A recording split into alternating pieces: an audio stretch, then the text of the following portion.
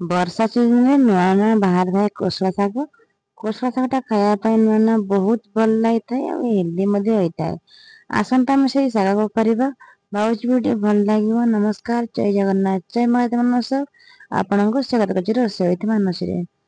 ଏଠି ଦେଖନ୍ତୁ ମୁଁ ଦୌଡି ନେଇଛି କୋଶଳା ଶାଗ। ପ୍ରଥମେ ତାକୁ ବାଛିବା ଭଲ ଭାବରେ କାହିଁକି ନା ଶାଗରେ ବହୁତ ଘାସ ଥାଏ। ବାଛିବା ଆଗରୁ ପ୍ରଥମେ ତାକୁ ଚେର ଏମିତି କାଟିଦେଲେ ମାନେ ସହଜରେ ପୁରା ଘାସ ଟା ବାଛି ହେଇଯାଏ। ଆଉ ବହୁତ ସୁବିଧା ବି ହେଇଥାଏ। ଏବେ ଦେଖନ୍ତୁ ମୁଁ କାଟିଲି ଯେହେତୁ ଗୋଟେ ହାତରେ ମୋବାଇଲ ଧରିଛି ଗୋଟେ ହାତରେ ମୁଁ କାଟୁଛି। ଆଉ ଯେହେତୁ କଷି ଶାଗ ଫଟା ଫଟା ବି କାଟି ହେଇଯାଉଛି। ଦେଖନ୍ତୁ ବି ଆମେ ତ ଚେର କାଢିଦେଲେ ତାପରେ ବି ଶାଗ ଭଲ ଭାବେ ବାଛିଦବା। ଆଉ ୟାକୁ ତ ଆମେ ଭୂମିରେ ବି କରିବାକୁ ପଡିବ କିନ୍ତୁ ତା ପୂର୍ବରୁ ଛାଞ୍ଚୁଣିରେ ଭଲ ଭାବେ ଟିକେ ଝାଡୁ କରିଦେବେ। ହେଇଯିବ। ଏ ଦେଖନ୍ତୁ ବାଛିଲେ ଯାହା ସବୁ ଘାସ ଲାଗିଥାଏ ଶାଗରେ ସେଇଟା ହିଁ ପଳେଇ ଆସେ ଆଉ ବହୁତ ଭଲ ହିଁ ଲାଗିଥାଏ। ପ୍ରଥମେ ଦେଖନ୍ତୁ ଭଲ ଭାବେ ଶାଗରୁ ଘାସ ବାଛିଦବା। ତାପରେ ୟାକୁ 2-3 ଥର ଭଲ ଭାବେ ପାଣିରେ ଧୋଇଦେବେ କାହିଁକିନା ଆମେ ତାକୁ ତଳେ ପକେଇ ବାଛିଛି ଯେହେତୁ ବାଲି ବି ଲାଗିଥିବ। ତେଣୁକରି 2-3 ଥର ଭଲ ଭାବେ ଧୋଇଦେଲେ ସମ୍ପୂର୍ଣ୍ଣ ଭାବେ ପରିଷ୍କାର ହେଇଯିବ। ବାଲି ବି କିଛି ଲାଗିବନି ଆଉ ଦେହ ପାଇଁ ବି ବହୁତ ଭଲ ହେଇଥାଏ। ଏବେ ଦେଖନ୍ତୁ ଏଠି ଆମର ରେଡି ହେଇଗଲା ଶାଗ। ଏଠି ଦେଖନ୍ତୁ ଏବେ ଚାଲନ୍ତୁ ଯିବା ତାକୁ ଏବେ ମୁଁ ଧୋଇବି। ଧୋଇ ଦେଇକି ଏବେ କାଟିକି ଚାଲନ୍ତୁ ରେସିପି ଷ୍ଟାର୍ଟ କରିବା ତାପରେ ମୁଁ ଦେଖେଇଦେବି। ଆଉ ଯଦି ଭିଡିଓ ଟି ଭଲ ଲାଗେ ପ୍ଲିଜ ଲାଇକ, କମେଣ୍ଟ, ସବସ୍କ୍ରାଇବ କରିବେ। ସବସ୍କ୍ରାଇବ କଲା ବେଳେ ପାଖରେ ଥିବା ବେଲ ଆଇକନ କରିବେ ସାଙ୍ଗେ ସାଙ୍ଗେ। ଫେସବୁକ୍ ପେଜରେ ଦେଖୁଥିଲେ ନିହାତି ଫଲୋ କରିଦେବେ। ଦେଖନ୍ତୁ ମୋର କେତେ ଗୁଡେ ଘାସ ବାହାରିଲା। ଏବେ ରେଡି ହେଇଗଲା। ଏବେ ଦେଖନ୍ତୁ ମୁଁ ଗ୍ୟାସ ଉପରେ କଡେଇ ବସେଇଛି। ତା ଭିତରେ ମୁଁ ଗୋଟେ ଆଳୁ କାଟିଛି, ପିଆଜ ଲଙ୍କା କାଟି ଦେଇଛି, ଶାଗ ବି କାଟିକି ରଖିଦେଇଛି। ଏଠି ମୁଁ ସୋରିଷ ତେଲ କରିଛି ଆପଣ ସୋରିଷ ତେଲ କିମ୍ବା ରିଫାଇନ ତେଲ ବ୍ୟବହାର କରିପାରିବେ। ତେଲ ଦେଖନ୍ତୁ ଗରମ ହେଇଗଲା ପରେ ମୁଁ ଜିରା ଆଉ ସୋରିଷ ହାଫ ଚାମଚ ପକେଇଛି। ଗୋଟେ ଲଙ୍କାକୁ 3 ଖଣ୍ଡ କରିକି କାଟିକି ପକେଇଛି।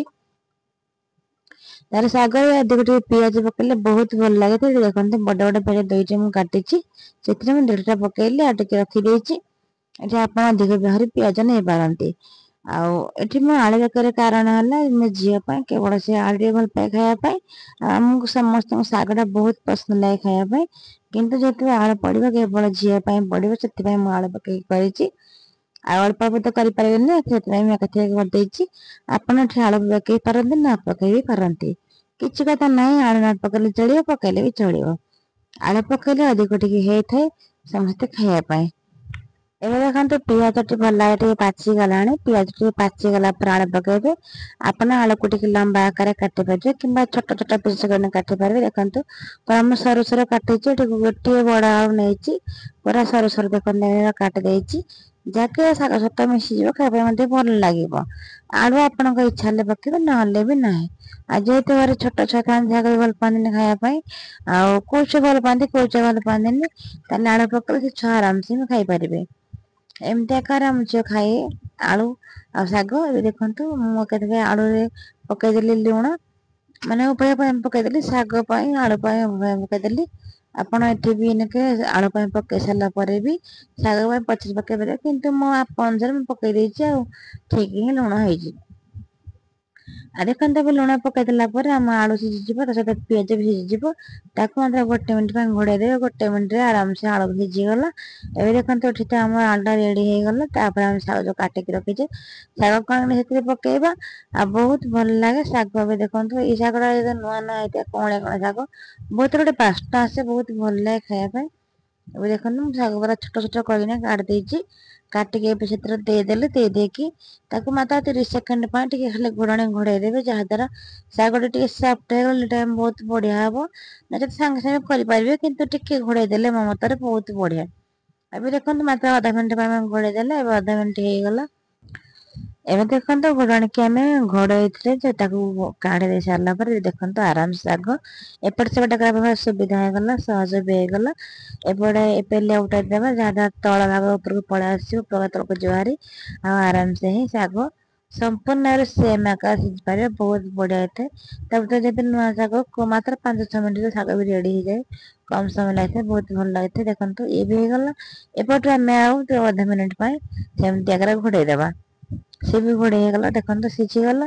ଏବେ ସମାନ ଆକାରରେ ଏବେ ଦି ପଟ ହେଇଗଲାଣି ତେଣୁକରି ଆମେ ଆଉ ଟିକେ ଖାଲି 1-2 ମିନିଟ ପାଇଁ ଭାଜି ଦେଲେ ଆରାମ ଶାଗଟା ହେଇଯିବ। ଆଉ ଯଦି ନୂଆ ଶାଗ କମ ସମୟରେ ହେଇଥାଏ। ଆପଣ କଣ କେମିତି ଶାଗ ଭାଜନ୍ତି ନିହାତି କହିବେ। ଆଉ କେଉଁଠି ପରିବା ଦେଖୁଛନ୍ତି ନିହାତି କହିବେ। ଯଦି ଭିଡ଼ିଓଟି ଭଲ ଲାଗେ ଲାଇକ୍ କମେଣ୍ଟ ସବସ୍କ୍ରାଇବ କରିବା ଫେସବୁକ୍ ସହିତ ଫଲୋ କରିଦେବେ। ଏବେ ଦେଖନ୍ତୁ ଶାଗକୁ ଆଉ ମାତ୍ର 1 ମିନିଟ୍ ପାଇଁ ଘୋଡ଼େଇ ଦେବା। ଆମର ଏଠି ଶାଗ ଭଜା ରେଡି ହେଇଗଲା। ଆକୁ ଆପଣ ଗରମ ଗରମ ପଖାଳ ଭାତ ସହିତ ବା ଗରମ ଭାତ ସହିତ ଖାଆନ୍ତୁ। ତାର ମଜା ନିଅନ୍ତୁ, ବହୁତ ଭଲ ଲାଗିଥାଏ। ଶାଗ ଯଦି ପୁରା ଗରମ ଗରମ ଭଜା ହେଇଥିବ ପଖାଳ ଭାତ ସହିତ ଖାଇଲେ ଭଲ ଲାଗେ, ଗରମ ଭାତ ସହିତ କେତେ ଭଲ ଲାଗେ। ଏବେ ଦେଖନ୍ତୁ ଫାଇନାଲି ମୋ ଶାଗ ରେଡି ହେଇଗଲାଣି। ଏବେ ତଥାପି ଯାଇକି ଦେଖିଦେବା ଆମେ କାଳେ ସିଝିଥିବ କି ନାହିଁ। ତେଣୁକରି ଦେଖନ୍ତୁ ସେ ଯୋଉ ଡାଙ୍ଗ ଅଛି ଶାଗର ଡାଙ୍ଗ ତାକୁ ଟିକେ ଚିପି ଦେଲେ ସେ ଆରାମସେ ଜଣା ପଡିଯିବ ଶାଗ ସିଝିଛି କି ନାହିଁ। ଏବେ ଦେଖନ୍ତୁ ମତେ ଲାଗୁଛି ଟିକେ ସିଝିନି, ତେଣୁକରି ମତେ ଆଉ 1 ମିନିଟ୍ ଟିକେ ଘୋଡେଇବାକୁ ପଡିବ। ଏବେ ଦେଖନ୍ତୁ 1 ମିନିଟ୍ ହେଇଗଲା ଆଉ ଶାଗ ବି ଗୋଟେ ସଫ୍ଟ ହେଇଗଲା। ଆଉ ଭଜାଟା ଦେଖନ୍ତୁ କେତେ ବଢିଆ ବାସ୍ନା ଆସୁଛି, ବହୁତ ବଢିଆ ଲାଗୁଛି ଖାଇବା ପାଇଁ। ଆଉ ରେଡି ବି ହେଇଗଲା। ଆଉ ଏତେ ବଢିଆ ଲାଗୁଥିଲା ଖାଇବା ପାଇଁ, ବହୁତ ବଢିଆ ହେଇଥିଲା। ଆପଣ କରିକିନା ଖାଆନ୍ତୁ ଜାଣନ୍ତୁ ଆଉ କେମିତି ହେଲା ଆପଣଙ୍କ ମତାମତ କମେଣ୍ଟରେ କହିବେ। ତାହେଲେ ରଖୁଛି, ଧନ୍ୟବାଦ, ଜୟ ଜଗନ୍ନାଥ, ଜୟ ମା ଗାୟତ୍ରୀ, ନମସ୍କାର। ଦେଖା ହବା ଗୋଟେ ନୂଆ ଭିଡିଓରେ, ସେଦିନ ଟାଟା ବାଏ ବାଏ, ଜୟ ଜଗନ୍ନାଥ। ଏବେ ଦେଖନ୍ତୁ ମୋ ଶାଗ ରେଡି ହେଇଗଲା, କେତେ ସୁନ୍ଦର ଦେଖା ବାସ୍ନାରେ ପେଟ ହିଁ ପୁରି ଯାଉଛି।